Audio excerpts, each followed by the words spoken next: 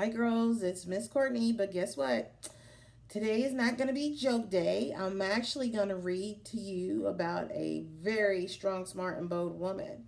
Um, my shirt today, let's see, has Eleanor Roosevelt, Rosa Parks, Ruth Bader Ginsburg, Michelle Obama, and my mom. So, all of these women are strong, smart, and bold, and you too are strong, smart, and bold. Um, whether you know it or not. But I'm going to read about a really, really strong, smart, and bold person. The name of the book is I Dissent by Ruth Bader. It's about Ruth Bader Ginsburg makes her mark. So I don't know if you've heard of her or not, but if you haven't, you're going to learn so much about her and you're going to say, wow, she really is strong, smart, and bold. So I'll read a little bit about her that says, I disagree, I object, I beg to differ, I do not concur, I dissent. Disagreeing does not make a person disagreeable. In fact, it can change the world. Throughout her life, Supreme Court Justice Ruth Bader Ginsburg has made a big difference. One disagreement at a time. So we're going to learn about her. It's pretty awesome. So, you could say that Ruth Bader Ginsburg's life has been one disagreement after another. Disagreement with creaky old ideals, with unfairness, with inequality. Ruth has disagreed, disapproved, and differed. She has objected, she has resisted, she has dissented. Disagreeable? No. Determined? Yes. This is how Ruth Bader Ginsburg changed her life and ours.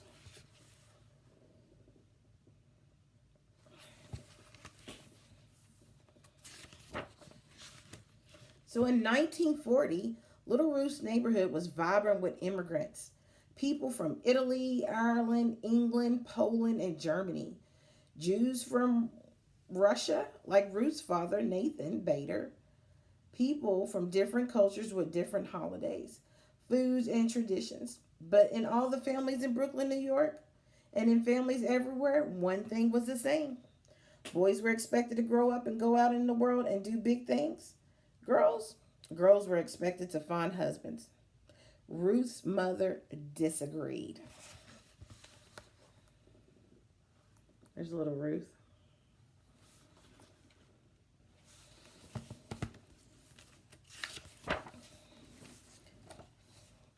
Celia Amster Bader thought girls should also have the chance to make their mark on the world.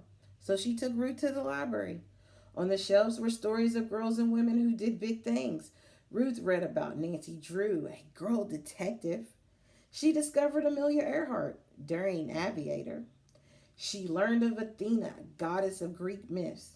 Here were independent girls and women taking charge. Ruth read her way into this world. Around her, the sweet scent of books blended with savory aromas from the Chinese restaurant downstairs. Delicious. A girl could be anything.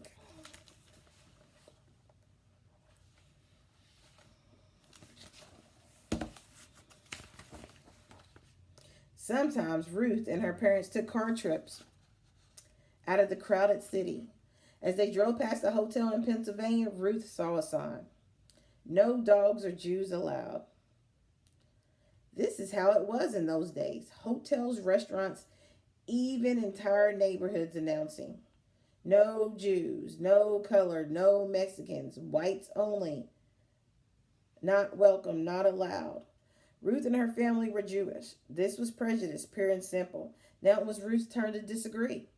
She disagreed by never forgetting how it felt to read such words. She never forgot the sting of prejudice.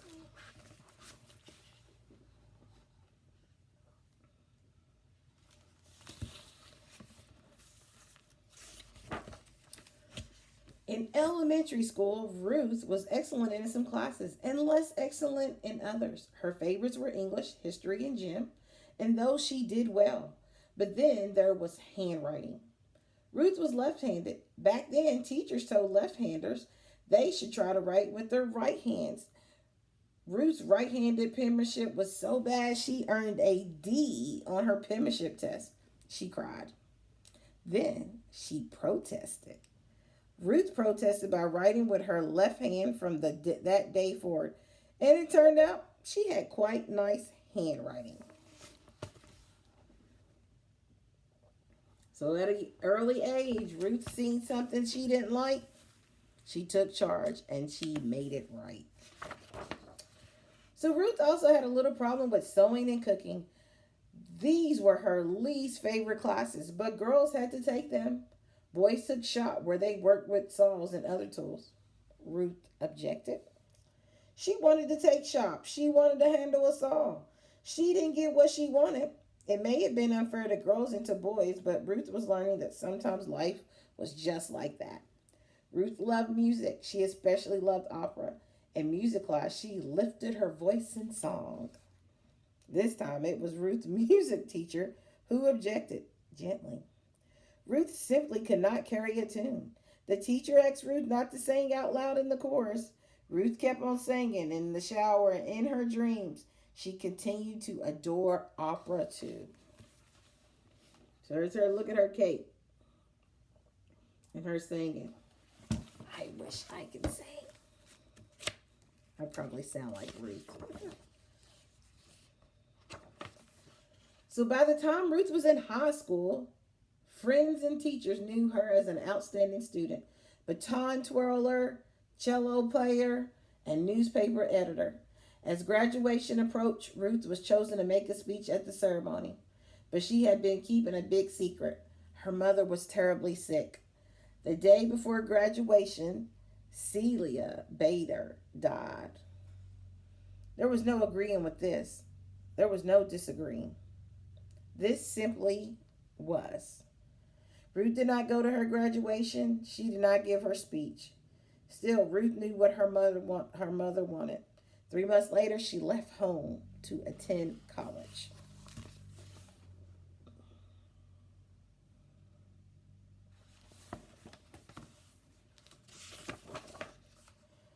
Now, many girls went to college in the 1950s. Ruth made friends, but she also met girls who excluded Jews from their clubs. She met boys who thought girls should be looking for husbands, and then she met Martin Ginsburg. Marty was tall and funny. Ruth was small and serious. Marty could make her laugh. They fell in love and hatched a plan. After college, they would go to law school, both of them. Lawyers, Ruth had learned, could fight unfairness and prejudice in courts. People thought it was a fine idea for Marty to attend law school. They didn't think Ruth should go. A lady lawyer? People disapproved. Ruth disapproved right back, and so did Marty. They got married, they went to law school, and they had a baby, Jane.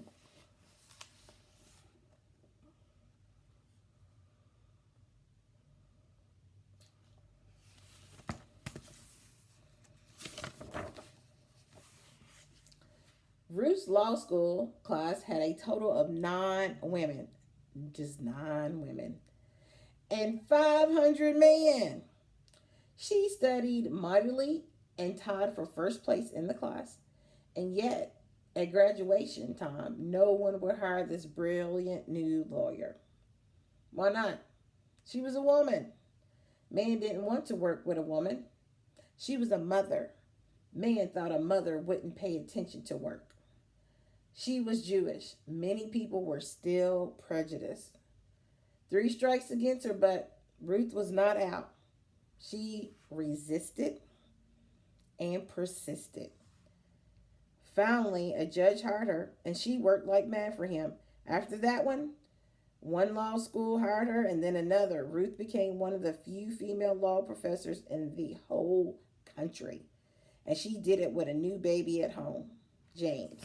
I told y'all, strong, smart, and bold. It's her.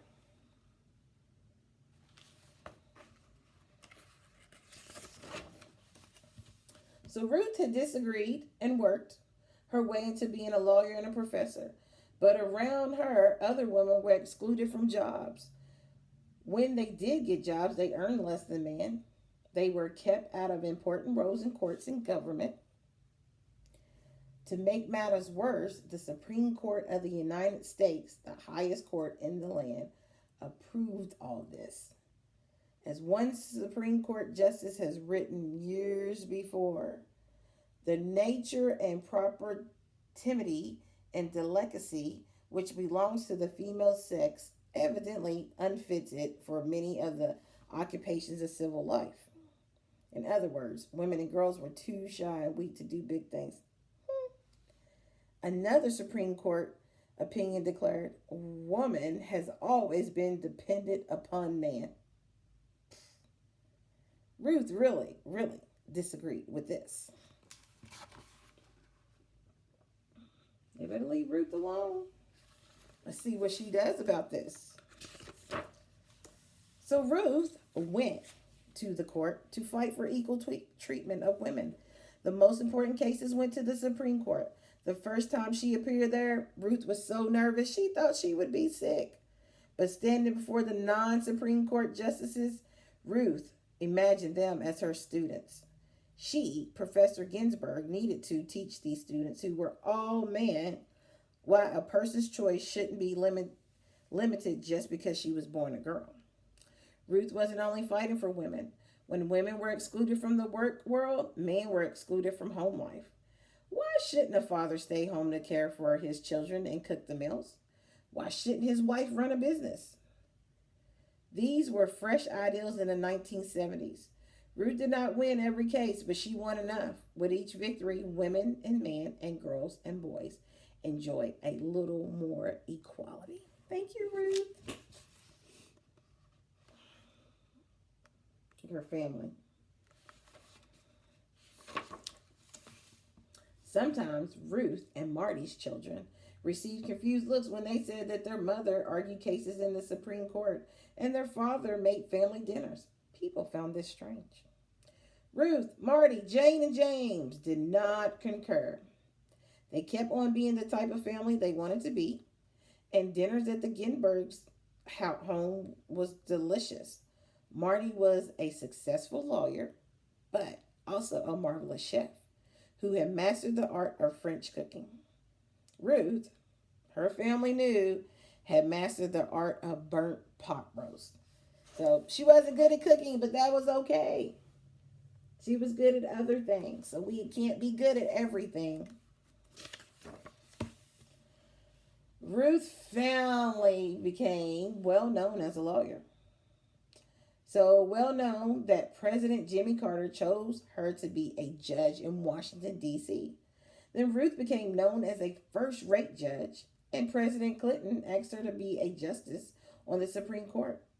Along with the 8 other Supreme Court justices, her job would be to decide the most significant cases and answer the most difficult questions in the United States. Ruth agreed. In 1993, Justice Ruth Bader Ginsburg became the first Jewish woman on the nation's highest court. We're getting sworn in. Go Ruth, go Ruth, go Ruth. In each case, the Supreme Court considers, after hearing from lawyers who argue for each side, the 9 justices take a vote. The side that gets the most votes wins the case. The justices who agree write an opinion to explain the court's ruling. When Justice Ginsburg votes with the winning side, she wears a special lace collar over her robe. But many times when the Supreme Court announces the decision, Justice Ginsburg disagrees. I dissent, she says, and she writes her own opinion explaining why. Plus, she wears a different collar just for dissenting. It's her special collar. I dissent. Justice Ginsburg said when the court wouldn't help women or African Americans or immigrants who had been treated unfairly at work.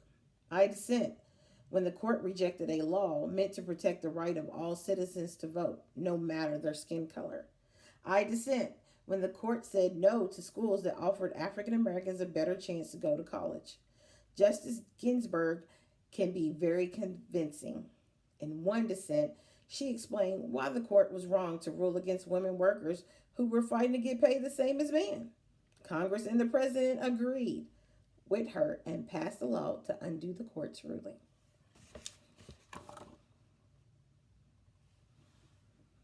She's for all people.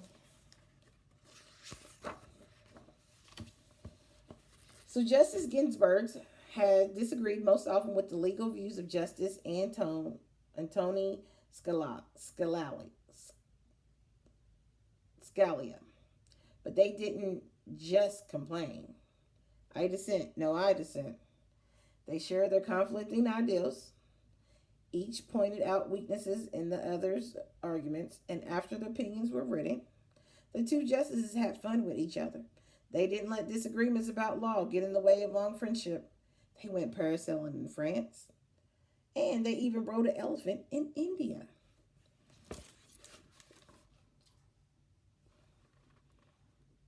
So look at that. They're work buddies, and they disagreed on some stuff, but they were still friends. So Justice Ginsburg is now the oldest member of the Supreme Court. Some people have said she should quit because of her age. Boo. Justice Ginsburg begs to differ. She works hard as ever. She exercises in the gym. She never misses a day in court. She attends the opera, gives speeches, and travels. Many cheered Justice Ginsburg for her persistence and independence. They've called her a rock star, a queen, a goddess, a hero. Of course, Ruth Bader Ginsburg isn't a rock star, a queen, or a goddess. But to many, she is a hero. She made change happen, and she changed minds. She cleared a path for people to follow in her footsteps, girls in college, women in law school, and everyone who wants to be treated without prejudice. Her voice may not carry a tune, but it sings out for equality.